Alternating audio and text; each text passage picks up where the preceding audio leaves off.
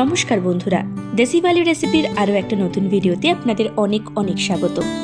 আজ আমি আপনাদের সাথে শেয়ার করছি আরও একটা পিঠের রেসিপি। একদম সহজ পদ্ধতিতে বানানো মালপোয়া। কিন্তু বাড়িতে আমরা যতই মালপোয়া বানাই না কেন, দোকানের মতো কিন্তু সেই ফ্লাফি এবং জুসি মালপোয়া কিন্তু বানাতে পারি না। তো আজ আমি একদম মিষ্টির দোকানের মতো পদ্ধতিতে বানাবো মালপোয়া। তো রেসিপিটা শুরু করার আগে যারা আমার চ্যানেলটি আজকে প্রথম দেখছেন সেই সব বন্ধুদের কাছে রিকোয়েস্ট করব, প্লিজ আমার চ্যানেলটা একটু সাবস্ক্রাইব করে দেবেন এবং পাশে থাকা বেল আইকন প্রেস করে দেবেন ভিডিও নোটিফিকেশনটা সবার আগে পাওয়ার জন্য। সবার প্রথমে আমি একটা মিক্সিং বোলে 1 কাপ সুজি, 1 কাপ ময়দা এবং 1 কাপ চালের গুঁড়ো নিয়ে নিচ্ছি। খুব ভালো করে এই ব্যাটারটা মিশিয়ে নেব আমি সবার আগে। এরপরে আমি দুধ দিয়ে এই ব্যাটারটাকে মেখে নেব। আপনারা এখানে চাইলে কিন্তু জলটাও ব্যবহার করতে পারেন, তবে দুধ দিলে এই যে ব্যাটারটা তৈরি হবে এটার কিন্তু সফটনেসটা খুব ভালোভাবে বজায় থাকবে। তো আমি এই ব্যাটারটাকে একটু পাতলা করেই আমি রেডি করে নিচ্ছি। এই ব্যাটারটা কিন্তু আমি 30 মিনিটের জন্য রেস্টে রাখবো। তো সুতরাং এই ভিতরে থাকা যে সুজিটা সেটা কিন্তু আস্তে আস্তে ফুলে ব্যাটারটা কিন্তু অনেক থিক হয়ে যাবে। তো 30 মিনিট পর কিন্তু ব্যাটারটা যেহেতু থিক হয়ে যাবে, তার জন্যই এই ব্যাটারটা এতটা পাতলা করে রেডি করা। তো 30 মিনিটের জন্য রেস্টে দিচ্ছি।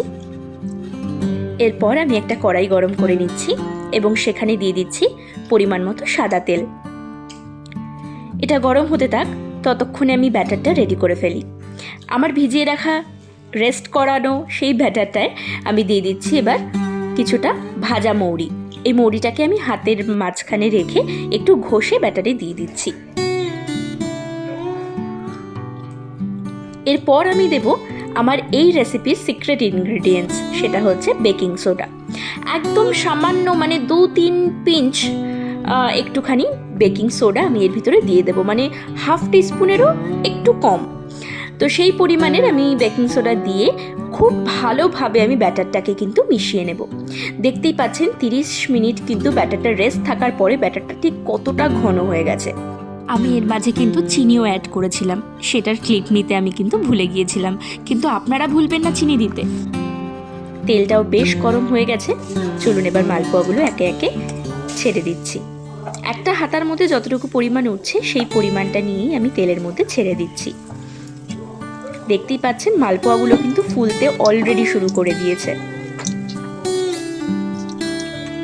তো মালপোয়াগুলো একটু এক পিঠ থেকে গোল্ডেন হয়ে গেলেই আমি উল্টে দিচ্ছি আর এক পিঠ খুব ভালো করে ভাজার জন্য।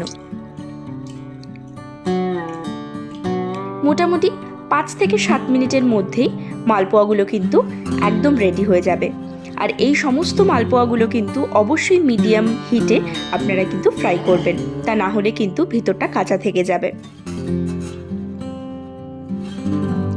মালপোয়াগুলো উল্টে পাল্টে 5 থেকে 7 মিনিটের মধ্যে ভেজে নিয়ে আমি এবার একে একে তুলে নিচ্ছি।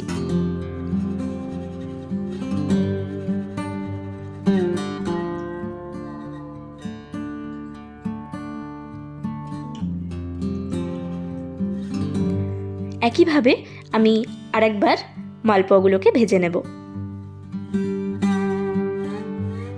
দেখতেই পাচ্ছেন মালপোয়াটা দেওয়ার সাথে সাথেই কিন্তু মালপোয়াগুলো ফুলতে শুরু করে দিয়েছে।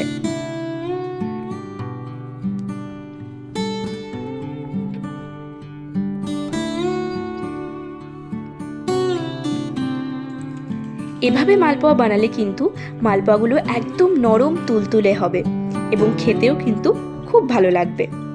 তো চলুন আমার সমস্ত মালপোয়ার ব্যাটার থেকে মালপোয়া একে একে আমি ভেজে নিচ্ছি। আপনারা অবশ্যই কমেন্ট করে জানাবেন আপনাদের এই রেসিপিটা কেমন লাগলো। ভালো লাগলে অবশ্যই কিন্তু লাইক করে দেবেন, আর হ্যাঁ, চ্যানেলটা সাবস্ক্রাইব করতে কিন্তু ভুলবেন না।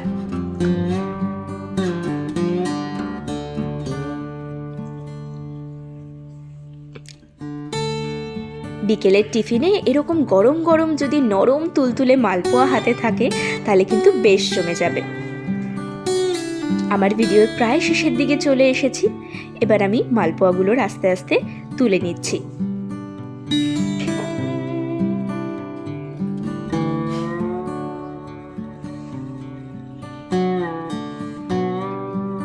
দেখতেই পাচ্ছেন মালপোয়াগুলো ঠিক কতটা সুন্দর লাগছে দেখতে। এভাবে আপনারাও বাড়িতে বানিয়ে কিন্তু অবশ্যই ট্রাই করবেন। দেখা হবে আবার নতুন কোনো ভিডিওতে। ততক্ষণে খুব ভালো থাকবেন, সুস্থ থাকবেন।